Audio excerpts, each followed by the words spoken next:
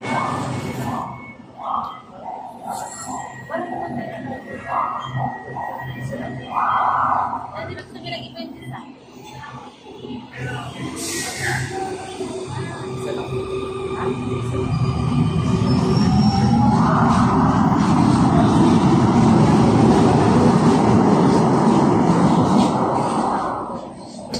news po sa mga manakay ng LRT mga kabayan dahil tataas po ang pamasahe ng 5 pesos and 46 centavo.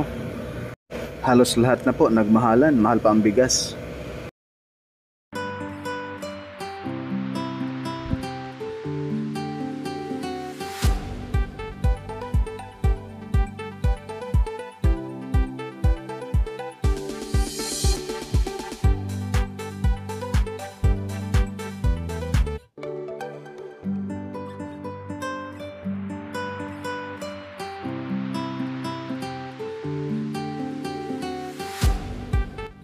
Yan po mga bayan, kaganina ay nalaman natin mga bayan yung talagang tataas po ang presyo ng LRT, no?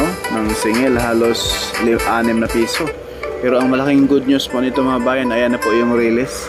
Nag-test drive na po sila sa release nitong LRT extension.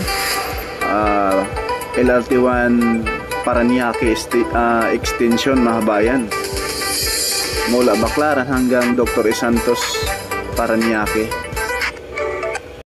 At ngayon mga bayan, ipakita ko po sa inyo yung mismong tulay. Itong tulay na ito ay matagal na po itong tapos.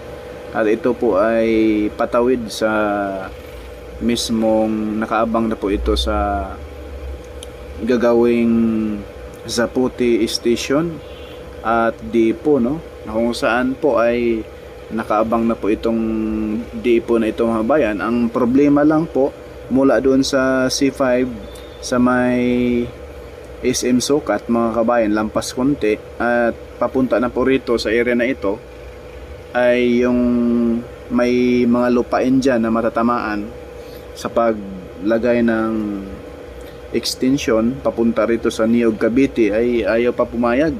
Yung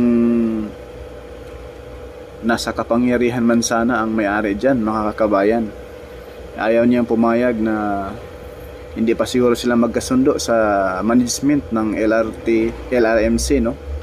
Ayan, isa. Kaya abang-abangan lang po natin ito mga bayan kung kailan ito mag-umpisa ang construction nitong nalalabing Las Piñas Station, Zapote at Niog Cavite na po, no? At ito na po mga bayan, ayan po, yung tulay na yan. Patawid na po yan dito sa mismong Zapote Station at Depo. Ayan po mga bayan, no? Nakaabang na po yan, matagal na po yan tapos yung mismong repair and maintenance area ng extension ng LRT, no? Ayan po mga bayan, no? Ayan. Dito po itatayo yung Zapote Station. Katabi lamang po yung building na yan, yung may malaking building na yan mga bayan. At dyan po sa tabi itatayo yung Zapote Station. Kaya mayroon na pong tulay dito, nakaabang na po, no?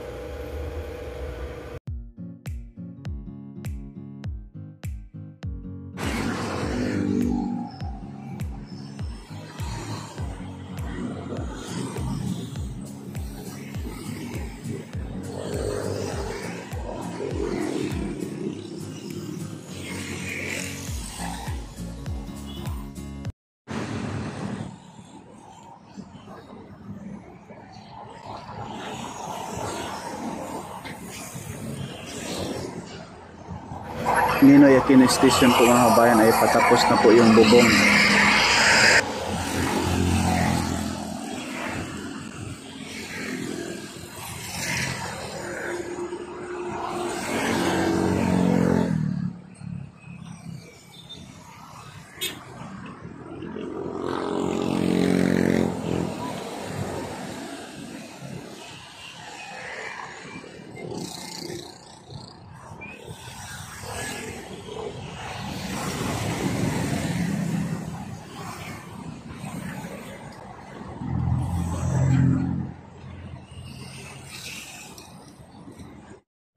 Ito na po yung likod ng Ninoy Aquino Station mga kabayan, ay halos patapos na po, no, yung paglagay ng bubong, mga kabayan. Bandang kanan ang hindi pa nalatagan ng bubong, pero sa bandang kaliwa back to back ay tapos na po na ilatag yung bubong.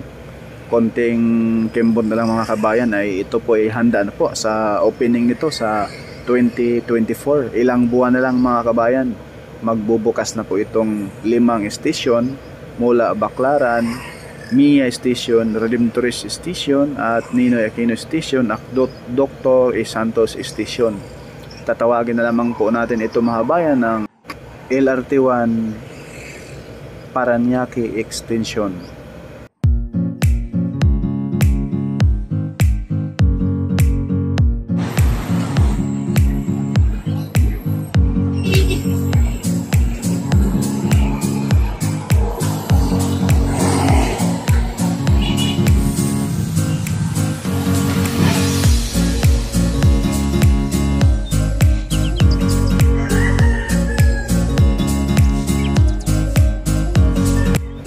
Ayan po, mga bayan, kung titingnan po natin itong Asia World Station ay parang ito ang pinakahuli, no?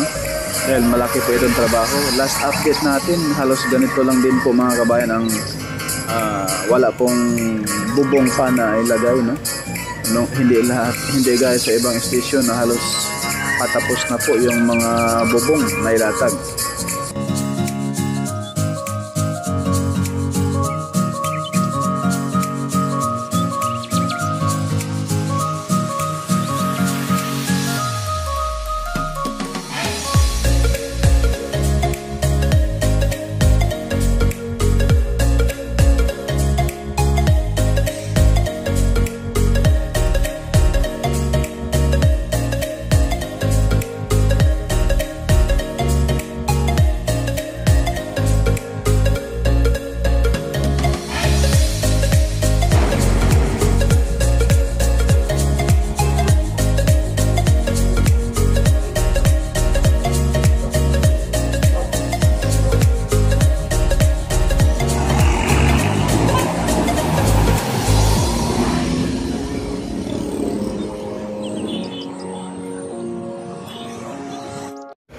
Sisilayan po natin, mga bayan, na talaga namang napakakinis na po itong Mia Station at ito po ay nakahanda na po sa 2024 opening nito, no? Itong 5 station.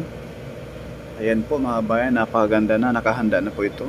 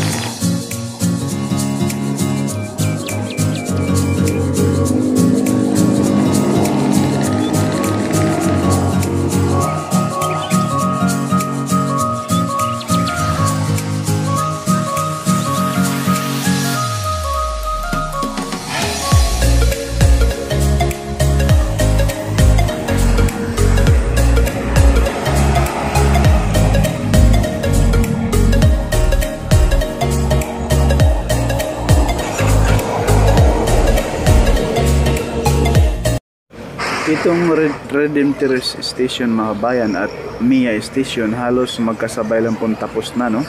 Pati yung Dr. E. Santos Station. Ang medyo nabitin konti, mga bayan, itong Asia World Station na kung saan hindi pa nalatagan ng bubong sa ngayon, no?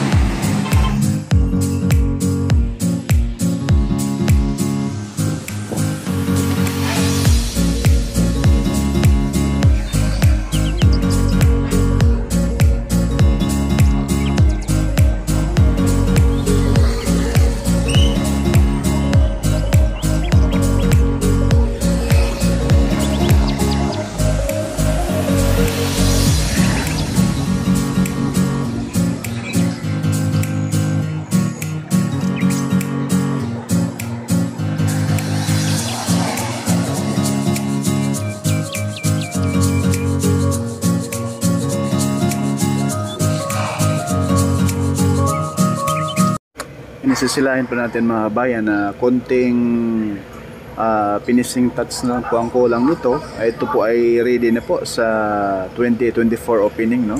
Pati yung pinaka rooftop niya mga kabayan ay pangalawang coating na po iyan, no? Yang pagpintura ng bubong dyan sa pinakataas ay yan po ay pangalawa na po. Dati po napinturahan na po yan. Sobrang ganda na at sobrang kintab mga kabayan. Ito na po yung Redemptorist Station. Latest update tayo sa araw ng Huwebes. It's 7 ng September 2023. Ayan, please like, share, and subscribe po at shout out po sa lahat ng mga Pilipino o mga OFW dyan saan mga sulok ng mundo.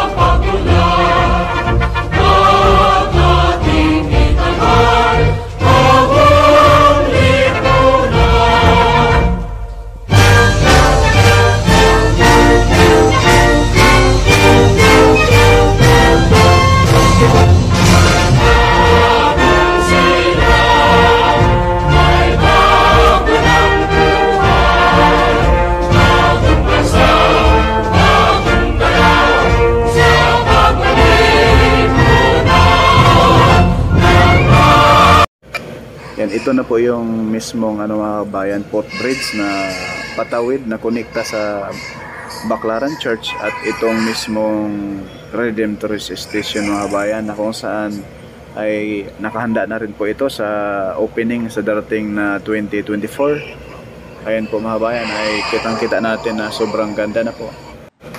Itong footbridge na ito mga kabayan, kung sakaling malagyan po ito ng bubong, ay alam na ninyo ay mapuno po talaga yan ng mismong mga vendors, no? Hindi po natin napigilan yung ating mga kabayan dahil naghahanap buhay lang po sila. Nagsusumikap din po na makapagbinta at makapag-uwi din po sa pamilya. Kaya asahan natin na wala po itong bubong. Shout out po nga pala mga kabayan sa mga OFW, mga seaman, mga seafarer na Pilipino, no? At sa mga Filipino migrant workers. Shout out po kay Ma'am Ami Campbell, Ma'am Lisa Torres, at Ma'am Celia White, no? At sa lahat-lahat po ng mga OFW dyan. At sa Jim Construction Company sa East Tier 4. At sa may Calax, sa may Pancho Construction Incorporated. Shout out po.